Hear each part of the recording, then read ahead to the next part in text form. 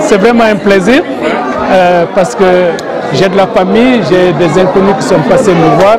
C'est l'intérêt pour le livre, donc c'est un plaisir pour moi de participer à cette dédicace. Devant un parterre de personnes, on peut affirmer sans risque de se tromper qu'un coup d'essai est devenu un coup de maître à l'occasion de la dédicace de son livre à Paris ce samedi 26 octobre 2024. Monsieur Diallo a un bel avenir devant lui pour servir sa Guinée. Pour que la Guinée puisse avancer, pour que la Guinée puisse engager son développement économique et social, il faut passer par une justice transitionnelle. Et cette justice transitionnelle, elle est claire. Nous, chez nous, en Afrique, on sait, s'il y a des discussions, c'est sous l'arbre à palabre. Même s'il y a mort, on va sous l'arbre à palabre, on discute, on se met d'accord, on s'excuse. Bon, c'est pas ma faute, excusez-moi, ainsi de suite, et on ne se sépare. On se pardonne. C'est pas nouveau chez nous. Mes impressions, effectivement, moi, c'est un livre qui déjà, à prime abord, rien qu'en parlant du titre, m'a énormément interpellé, un fils du terroir.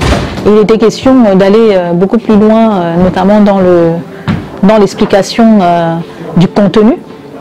Et il nous l'a livré ses impressions, son passé, l'histoire de sa famille biologique et aussi son parcours professionnel tout au long de sa carrière avec plus de 30 ans d'expérience en tant qu'expert en développement.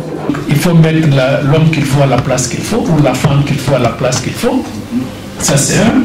Il dit le pragmatisme, il y a des socialistes, il y a des communistes, il y a tout le monde.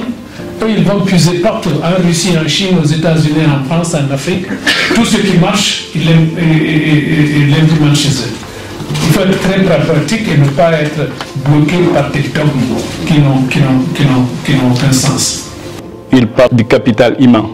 Depuis qu'il a commencé à faire des séries de sorties en Guinée, on parle du capital humain dans toutes les sauces maintenant. C'est pour vous dire que nos intellectuels doivent parler, doivent écrire et s'engager pour éveiller les consciences intergénérationnelles. Rien ne peut marcher s'il n'y a pas une honnêteté, s'il n'y a pas un principe d'éthique. C'est d'une société. Et je n'apprendrai rien à mes compatriotes guinéens, ce que nous vivons, ce que nous avons vécu et ce que nous vivons aujourd'hui dans notre pays. Donc, j'ai fait mien pour dire que le développement guinéen, alors encore, il faut un PH, la méritocratie, les hommes qu'il faut à la place qu'il faut. Il faut être très pragmatique et puis ne pas se bomber le torse et faire croire que la Guinée, c'est un scandale géologique, on a tout, on peut tout. Et puis en plus, mettre en place des principes éthiques que tout le monde devrait suivre. Ce que nous voulons des Guinéens, quand ils disent quelque chose de bien, qu'ils le pratiquent. C'est ça qui a manqué jusqu'ici. Donc, M. Diallo Amadou Tierno est un fils béni dans ce sens-là. C'est un gestionnaire, c'est quelqu'un qui sait ce que c'est que le terroir lui-même, chaque village, et bien à chaque région, il connaît toute cette histoire et en même temps il connaît l'international. Donc, il a un bon parcours. Je me suis dit, en lisant le livre, que voilà peut-être le nouveau sauveur. J'ai lu ce livre avec un grand intérêt, c'est facile à lire, c'est très sincère, il y a un point de vue politique, on voit ce qu'il veut faire et on voit sa vie, tout son parcours. Enfin c'est un livre qui est vraiment intéressant et je le relirai avec plaisir. Il dit des choses tellement vraies et à la portée de tout le monde. C'est une écriture fine qui peut inspirer n'importe quelle personne, grand ou petit, pour donner une leçon de la vie. C'est pour ça que je dis que c'est un enseignant. Il y a aussi de la méritocratie, tel qu'il le dit dans son ouvrage, mais aussi sur lequel un mot sur lequel il insiste souvent, et qui doit être d'une valeur sûre finalement à intégrer, à inculquer dans nos actions, nos activités, mais aussi nos prises de position en Afrique et les compétences. Honnêtement, je n'ai pas encore lu son livre, donc je ne peux pas avoir une idée bien précise de tout ce qu'il a dit dans son livre. Moi, je retiens une seule chose intéressante dans ce qu'il a dit dans son intervention, c'est qu'il faut changer la mentalité. La question, c'est pas changer uniquement le gouvernement ou changer les politiques de coopération avec les institutions internationales, c'est changer la mentalité des gens en Afrique et dans tous les pays sous-développés, que ce soit en Afrique ou dans le monde arabe. Tant qu'on n'a pas changé la mentalité des gens au niveau individuel, on ne peut pas faire grand-chose. M. Diallo, avant de terminer, nous donne une leçon en nous parlant du succès de Singapour, il l'a dit tout à l'heure, qui se résume à trois mots: la méritocratie, le pragmatisme et l'honnêteté. Bref, il fait le vœu que tous les Guinéens, disséminés à travers le monde, rentreront au pays pour la construction d'une Guinée nouvelle, unie et prospère. Grand voyageur. La page 67 du livre qui m'a particulièrement marqué: mon père était mon oncle, ma mère mon rocher et mon héritage ma boussole.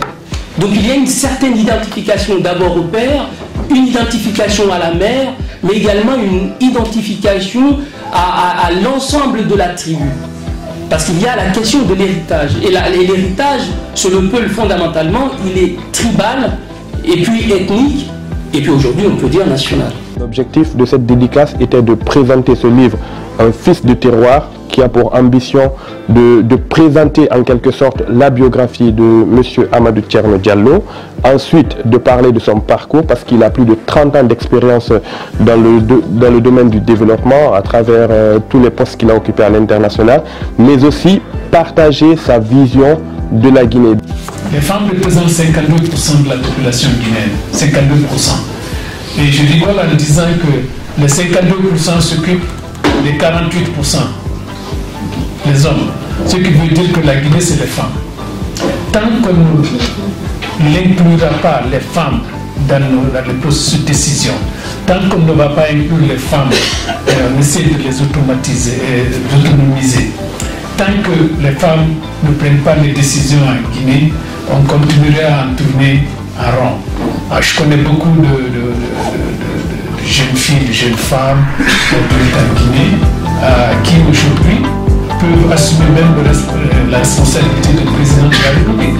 Et ça peut marcher, mais elles n'ont pas l'opportunité d'y aller. Donc, qu'est-ce qu'il faut faire? Je crois qu'il faut qu'on se réveille pour dire que ces femmes-là, au lieu de se lever à 3h, 4h du matin, aller dans les marchés pour vendre des feuilles de patates ou du poisson, pour nourrir le monsieur qui dort encore jusqu'à 7h, ces femmes-là, si le temps qu'elles passaient pour le développement du pays, on n'en serait pas là. Regardez les rues de Conakry, par exemple, vous verrez que la moitié des personnes qui vendent à la sauvette, ce sont des femmes qui vendent du citron, de la mandarine, du pain et ainsi de suite. Mais ces femmes-là le font pour les messieurs qui se trouvent à la maison.